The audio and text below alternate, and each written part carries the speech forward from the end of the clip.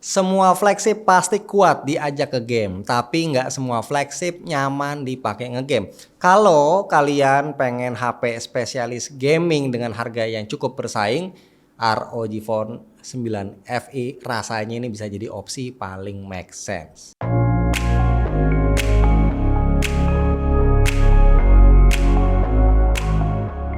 Bismillah, alhamdulillah kita ketemu lagi bareng gua Romi. Biar lebih seru gimana kalau kita bawa nih ya buat di compare tipis-tipis. Jadi ini iQOO 13 dan ini adalah ROG Phone 9 FE.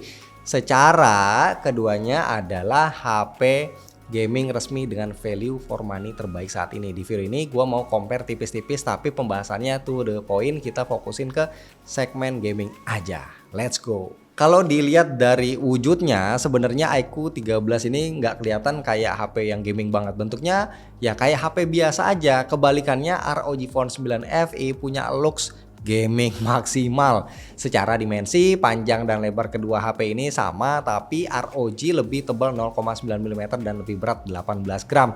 Untuk material backdoor sama ya, dari kaca dan framenya aluminium.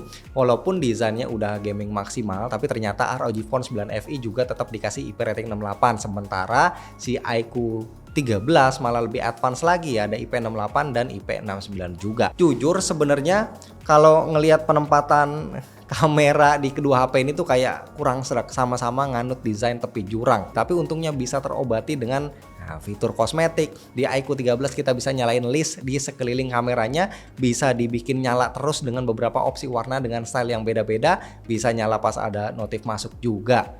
Sedangkan kalau di ROG Phone 9 FE ini lebih jos lagi karena ada anime vision berupa 341 mini LED yang bisa nyala ngebentuk gambar, logo atau tulisan apapun yang kita mau. Bisa jadi indikator jam atau sisa baterai juga. HP lain nih kayaknya belum ada yang bisa bikin kayak gini. FYI, anime vision ini tadinya kan cuma ada di ROG Phone yang Pro series aja, tapi tahun ini dibawa juga buat seri yang non Pro yang harganya notabene ini jauh lebih terjangkau. Nilai plus lain yang dibawa ROG Phone 9 FE ada di interface, di mana dia masih disediain jack audio 3,5 mm. Terus buat port USB-C-nya juga ada dua ya, satu ada di bawah, satu lagi ada di samping yang juga support DisplayPort 1.4. Mantap banget ya. Asus nyediain karena katanya gamer pro itu butuh yang komplit kayak begini. Kedua port USB-C ini bisa buat ngecas, jadi kalau kita lagi asik ngegame mau sambil ngecas bisa pakai port yang samping, nggak ngehalangin tangan kita. Tapi sebenarnya fungsi utamanya buat masang aksesori cooling fan ya, yang dijual terpisah. Bentuk dan fungsinya kurang lebih sama kayak yang sebelum-sebelumnya buat bantu ngademin HP pas kerja berat. Dan satu lagi, seperti biasa si ROG Phone 9 FE juga punya built-in air trigger ya, alias tombol touch sensitif ala-ala L1 R1 kayak di stick PS atau Xbox. Sementara kalau HP lain kalau mau begini itu harus pakai aksesori tambahan lagi. Kedua HP ini dia pakai chipset flagship dari Qualcomm. Sebelum kita mulai melakukan pengujian benchmark, perlu diingat kami melakukan semua pengujian di ruangan ber-AC dengan suhu sekitar 24 derajat Celcius. Jadi hasil yang didapat ini bakal bervariasi, nggak selalu sama. Dan di ROG Phone 9 FE gua set ke mode X. Di benchmark CPU pakai Geekbench 6 bisa dapetin skor single core 225 dan multicore 6972 poin. Sedangkan untuk GPU-nya di OpenCL dapat 15190 dan 16790 di Vulkan. Buat tes kestabilan pas main game, gua pakai dua stress test. Pertama, solar based stress test. Surprisingly, ROG Phone ternyata bisa ngelewatin iQOO baik di base loop maupun lowest loop score. Bisa dapetin frame rate yang lebih tinggi dan juga stabil walaupun ini pakai chipset flagship 2024. Kita bisa expect angka stability-nya bisa setinggi ini karena sistem coolingnya yang dipakai. Di webnya gua cek, si ROG ini pakai sistem pendingin eksklusif berlapis kayak rapid cooling conductor, graphite, dan juga vapor chamber. Jadi ya wajar kalau bisa stabil, nggak pakai overheat. Jadi walaupun pakai generasi chip yang beda, tapi kalau diajak main game berat termasuk yang support ray tracing, kedua HP ini ada di level yang sama. Malah kalau dari hasil pengujian tadi kan si ROG Phone 9 FE ini bisa lebih stabil ya. Di 3D Mark Wildlife Stress Test secara mengejutkan skor stabilitasnya juga sama ya, dapat tinggi 84,6%, yang mana ini menurut gua luar biasa sih.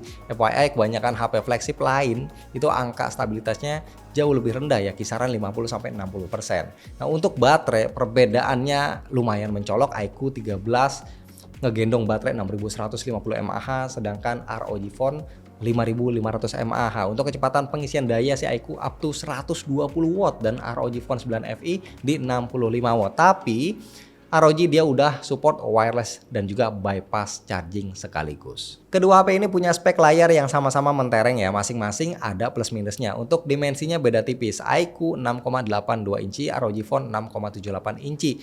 Panelnya sama-sama LTPO AMOLED, tapi untuk maksimum refresh rate-nya lebih unggul ROG bisa up to 185 Hz. iQOO juga termasuk tinggi, dia bisa sampai 144 Hz.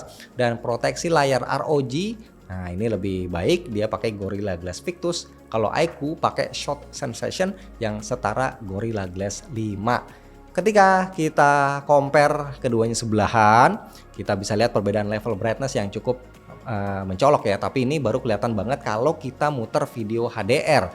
Dengan brightness yang sama, layar iQOO kelihatan lebih terang. Otomatis kontras warnanya juga kelihatan lebih gonjreng di layar iQOO 13.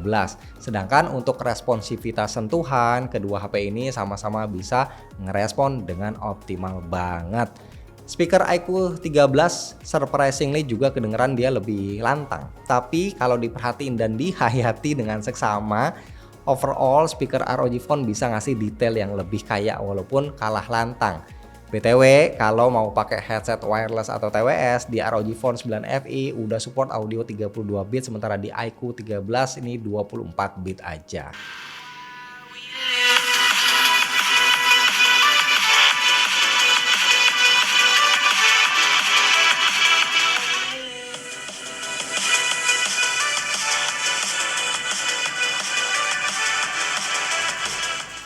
Pas video ini dibuat, ROG Phone 9 FE ngebawa Android 15 dengan security patch Februari. iQOO 13 dia juga pakai Android 15 tapi dengan security patch bulan Maret. Dari segi tampilan sebenarnya 11-12 karena sama-sama kelihatan kayak Android murni. Level kustomisasi yang dikasih juga sama-sama lengkap. Tapi by default ROG Phone 9 FE dia punya pilihan icon yang lebih banyak, termasuk icon yang gaming banget. Tapi soal aplikasi dan fitur khusus game bisa ditebak ya, ROG Phone lebih lengkap secara memang ini kan bener-bener dibuat ya khusus buat gaming.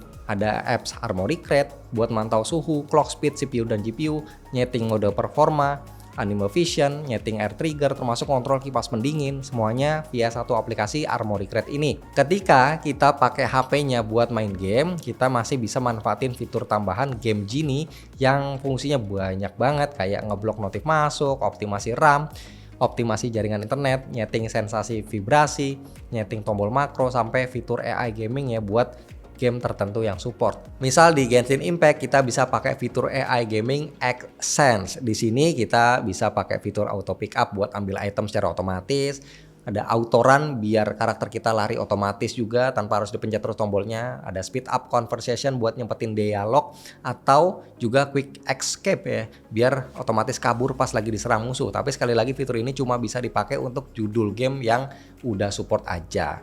Termasuk juga di game populer lain kayak MLBB dan juga PUBG Mobile, kita juga bisa tuh pakai fitur-fitur tambahan yang ada di ROG Phone 9 FE ini. So, dengan harga yang mirip yaitu under 10 juta, kita bisa dapetin fakta yang cukup menarik.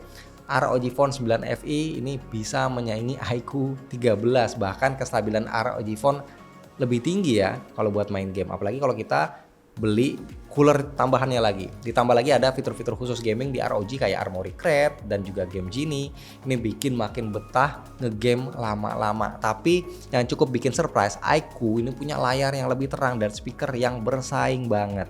Pada akhirnya pilihan balik ke teman-teman masing-masing ya. iQOO 13 dia punya spek dan performa yang ngebut dengan penampilan yang sederhana.